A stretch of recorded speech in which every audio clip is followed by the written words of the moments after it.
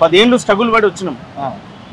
వాళ్ళు ఏ గ్యారంటీలు ఇచ్చినో అమలు చేస్తున్నారు. ఆల్రెడీ బస్సులు నడుస్తున్నాయి, జీరో బిల్ వచ్చింది, ఓకే గ్యాస్ అమలు అయిపోయింది, రుణమాఫీ అవుతుంది. అందువల్ల మనం రేవంత్ రెడ్డి ప్రభుత్వాన్ని తప్పుపట్టేది లేదు, కాంగ్రెస్ పార్టీని తప్పుపట్టేది. రైట్. మీరు బీఆర్ఎస్ పార్టీ నుంచి కాంగ్రెస్లోకి వచ్చారు కదా, రేవంత్ రెడ్డి గారి పైన ఏమైనా పాటలు రాసిరా? కాంగ్రెస్ పార్టీ పైన కానీ రేవంత్ రెడ్డి గారి పైన అద్భుతమైన పాటలు రాసిన రిలీజ్ చేస్తున్నా. మీకు రావాల్సిన మగోడు రానే వచ్చిండు, అది ఎవరి మీద రాసిందా పాట? అది ఏడ చూసినా కూడా ఇన్స్టాగ్రామ్ ఫేస్బుక్లో అదే వినిపిస్తూ ఉంటుంది. రేవంత్ రెడ్డి కోసమే ఇవాళ కాదు, ఆయన పాదయాత్ర చేసినప్పుడు రాసిన. అచ్చంపేట నుంచి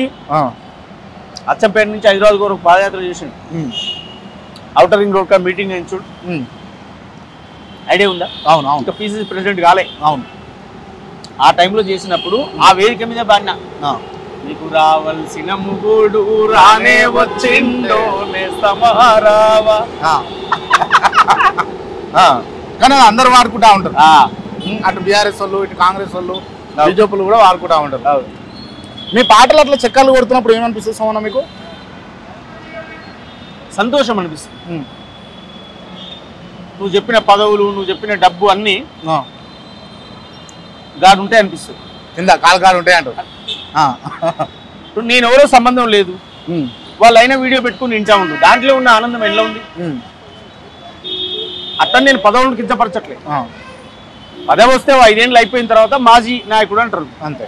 నన్ను మాజీ కళాకారుడు అన్నారు. అవును, ఎప్పుడన్నా సోమన్న కళాకారుడే. ఓకే సోమన్న, నాకున్న డౌట్ ఏంటంటే చాలామంది ఉద్యమ కళాకారులు కావచ్చు, ఉద్యమ నాయకులు కావచ్చు, పెద్ద పెద్ద కార్లు కొనుక్కున్నారు. ఇంకా పాత స్కార్పియోల్ని ఎన్ని రోజులు తిరుగుతావు చెప్పు? కలిసి వచ్చిందా లేకపోతే? పాతదా కొత్తదా అని కాదు, నేను నీ దగ్గర రావాలి. ఇప్పుడు నేను కిరాయి పెట్టి ఏడబోను, క్యాబ్ బుక్ చేసి అది వచ్చేదాకా ఏడ వెయిట్ చేయ, ఉన్న దాంట్లో తిరుగుతున్నా. నాకున్నది నాకు అది కొత్తదే అనుకో, అది గొప్పదే అనుకో. ఓ ఫార్చునర్ కారు కొనుక్కుంటే బాగుండు అని నేను అంటా.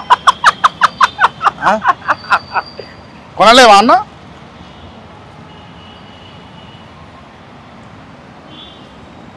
ఇదే ఫుట్పాత్ మీద 2001 ఈ ఏరియాకి ఏ బస్ వస్తుందో కూడా నాకు తెలియదు. 2001లో ఓకే ఉప్పల్లో బస్ ఎక్కిన, ఏదో అడ్రస్ చెప్పారు, బస్ నెంబర్ చెప్పారు, అది ఎక్కిన.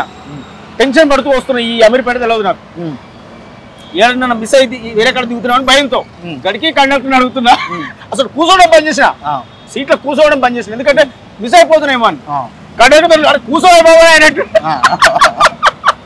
నిలబడి అమీర్పేట సిగ్నల్ రాగానే చెప్పు sir, Ameerpet signal bus signal పడేది, బస్సు వెళ్ళిపోతుంది, దునకాలే.